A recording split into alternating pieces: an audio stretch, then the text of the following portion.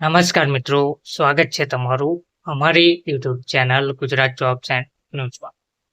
મિત્રો, સરકારી કર્મચારીઓની નિવૃત્તિ વય મર્યાદામાં વધારો કરાવવા બાબત 5 લાખ જેટલા કર્મચારીઓએ સરકાર સામે ફરીથી બાયો ચડાવી છે. જ્યારે દેશના મોટાભાગના રાજ્યો સરકારી કર્મચારીઓની નિવૃત્તિ વય વધારીને 60 કે 62 વર્ષ કરી રહ્યા છે, ત્યારે ગુજરાત હજુ પણ 58 વર્ષની મર્યાદા જાળવી રાખીને એક અપવાદરૂપ સ્થિતિમાં જોવા મળ્યું છે.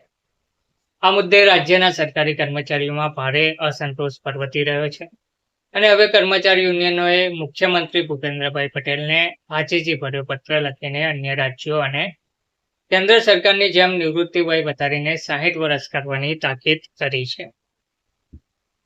ગુજરાત વહીવટી સુધારણા આયોગ માળખાગત સુધારા માટે સતત પ્રયાસશીલ છે, ત્યારે રાજ્યના સરકારી કર્મચારીઓ તેમની એક મુખ્ય માંગ નિવૃત્તિ વય 58 થી 60 વર્ષ કરવાની ફરી એકવાર આ માટે મેદાને પડ્યા છે.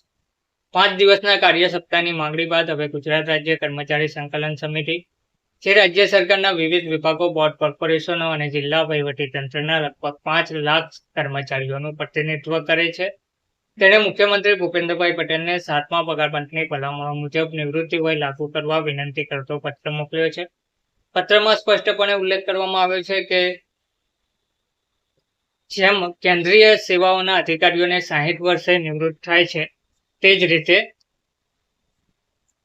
રાજ્યના કર્મચારીઓને પણ 60 વર્ષે નિવૃત્ત કરવામાં આવે.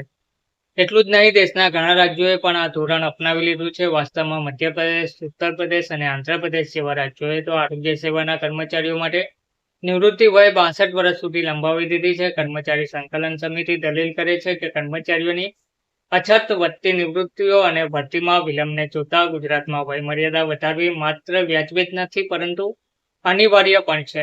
સમિતિના સંજય પટેલ અને પ્રમુખ વિષ્ણુ પટેલના જણાવ્યા અનુસાર ગુજરાતમાં 7મા પગાર પંચના અમલ થયા ત્યારથી જ તેઓ તેની ભલામણો હેઠળ પ્રદાન કરાયેલી નિવૃત્તિ વય 60 વર્ષ સુધી વધારવાની સતત માંગ કરી રહ્યા છે. સમિતિના નેતાઓએ ભારપૂર્વક જણાવ્યું છે કે અન્ય રાજ્યોએ વર્ષો પહેલા અંગે કાર્યવાહી કરી છે, જ્યારે ગુજરાત હજુ પણ વિલંબ કરી રહ્યું છે. તેમના મતે સરકાર આંદોલનો દરમિયાન ખાતરી આપે છે, પરંતુ ક્યારેય તેનું પાલન કરતી નથી. તેમણે ઉમેર્યું છે કે વારંવારની અપીલો છતાં રાજ્યના કર્મચારીઓને અસર કરતી 9 મુખ્ય ચિંતાઓ હજુ પણ વણઉકેલી જોવા મળી રહી છે. ધન્યવાદ.